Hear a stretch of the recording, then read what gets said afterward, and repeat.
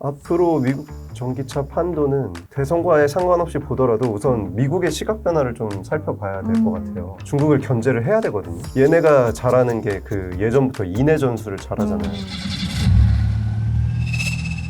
네, 안녕하세요. 더그로 유진스 진유진입니다. 오늘의 카구루는요, 전기차 캐즘과 트럼프라는 주제로 함께 다뤄볼 텐데요. 그래서 모셨습니다. 더그로 윤진우 기자십니다. 어서 오세요. 안녕하세요. 더불어 윤진웅입니다. 저희가 전기차 캐즘에 대해 이미 한 차례 다룬 적이 있잖아요. 그렇죠. 네, 여기에 이제 미국 전 대통령이자 현재 대통령 후보인 도널드 트럼프의 전기차 공약을 중심으로 다뤄볼 텐데요.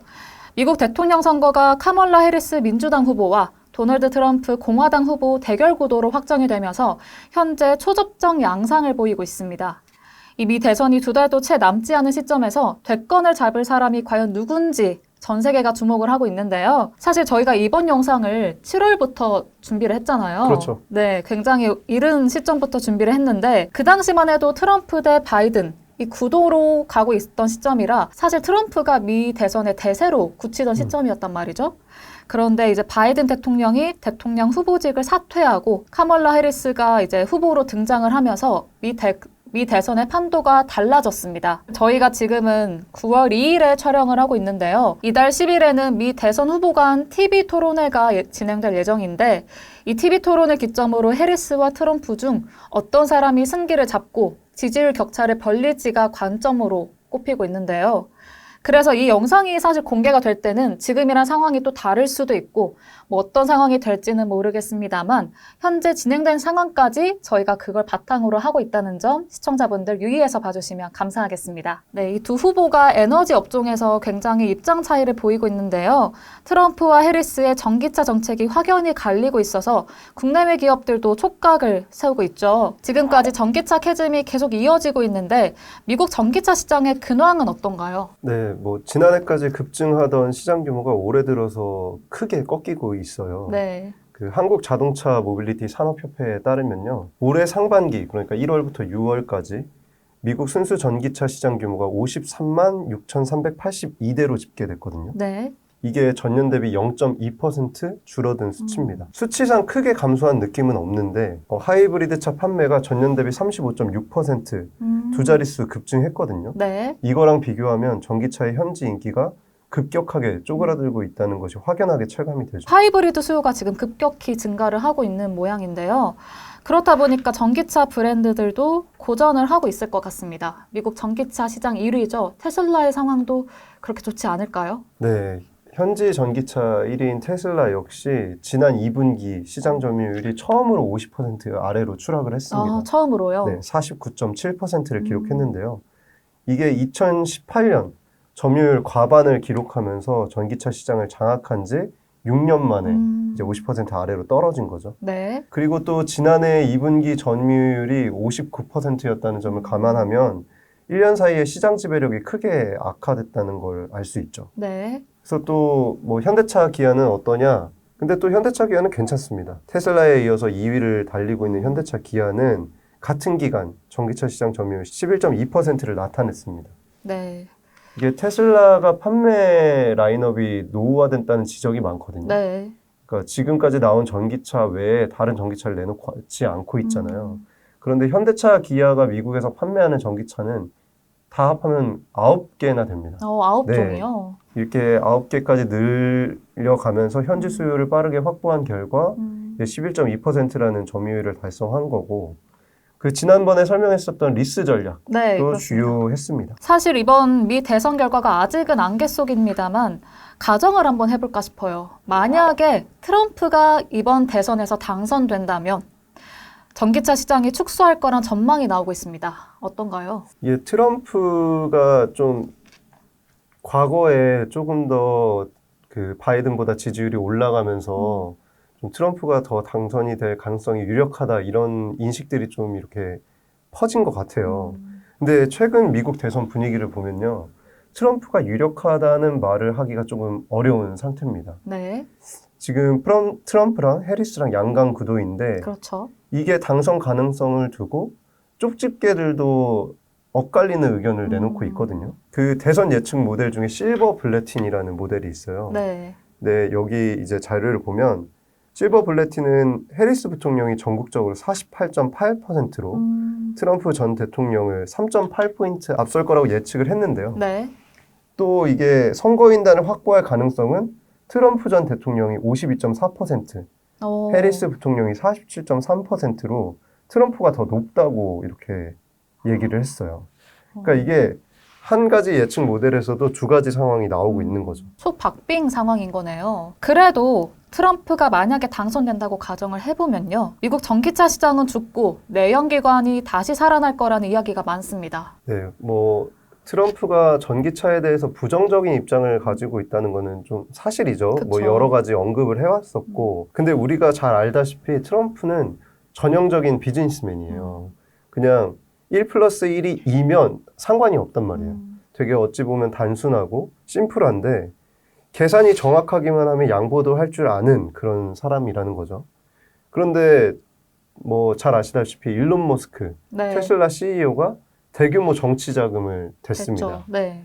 근데 이게 영향이 없을 수가 없다는 거죠. 네. 사업가 입장에서 보면 영향이 없을 수가 없고, 그래서 전기차 관련해서 뭐 전기차 시장을 아예 죽이고 내연기관을 살린다, 이럴 가능성은 없어 보여요. 머스크가 정치 자금을 댄 이후로 트럼프가 전기차 시장에 대한 언급이 확연하게 줄어들었거든요. 네. 그런 걸 봐서도 약간 정치 자금에 대한 그 인식을 하고 있다. 네. 영향이 없지 않다. 네, 영향을 줄 거다. 그래서 뭐 머스크가 정치 자금을 댄 걸 두고 막 여러 가지 배경이 나오는데, 그 중에서 이건 제 생각입니다만 네. 그냥 전기차 산업을 살리기 위한, 그러니까 트럼프의 영향권에서 벗어나기 위한 어떤 계산적인 행보로 보여요. 그리고 이것도 중요한 부분이죠. 미국 인플레이션 감축법 IRA도 만약에 트럼프가 당선이 된다면 폐지가 될 수 있다, 이런 전망도 나오는데요. 어떻게 보시나요? IRA 폐지는 조금 극단적인 상황까지 좀 우려를 하는 것 같고, 네. 폐지까지는 아니어도 이제 보조금을 줄일 수는 있을 것 같아요. 지금 7,500달러인가요? 보조금이? 네. 그 정도 되는데, 그거보다 이제 현저히 줄일 가능성은 높죠. 그렇다면 미 대선과는 상관없이 앞으로 미국 전기차의 판도는 어떻게 될 거라고 생각하시나요? 앞으로 미국 전기차 판도는 대선과에 상관없이 보더라도 우선 미국의 시각 변화를 좀 살펴봐야 될 것 같아요. 네. 이제 국가 이익 차원에서 중국을 견제를 해야 되거든요. 네. 근데 또 아시다시피 중국은 전기차 사업에 올인하고 있습니다. 그렇습니다. 얘네가 잘하는 게 그 예전부터 인해 전술을 잘하잖아요. 네. 많은 넓은 땅덩이와 많은 인구를 앞세워서 인해 전술을 펼치는데, 전기차 산업에서도 똑같아요, 양상이. 그래서 얘네가 지금 얘네라고 적고해서 죄송합니다. 중국이 생산하고 있는 전기차 물량은 전 세계를 커버하고도 남을 정도의 규모거든요. 근데 거기다가 가격 경쟁력까지 갖추고 있잖아요. 그렇죠. 다른 국가가 따라갈 수가 없는 상황이죠. 그렇겠네요. 네. 그래서 뭐 관세니 뭐니 조치를 아무리 취한다고 한들 얘네가 또 영향이 없는 게 내수에서 뒷받침을 해주기 때문에 네. 크게 영향을 받지 않으면서 그 공장들을 다 돌릴 수 있는 거거든요. 이게 마중물 소비처는 이제 성들이 되는 거죠. 네. 뭐 장수성 이런 성들이 마중물 소비처가 돼주고 먼저 이제 관용차로 구입을 해주고 이러고 있기 때문에 뭐 크게 위축되는 모습도 없어요.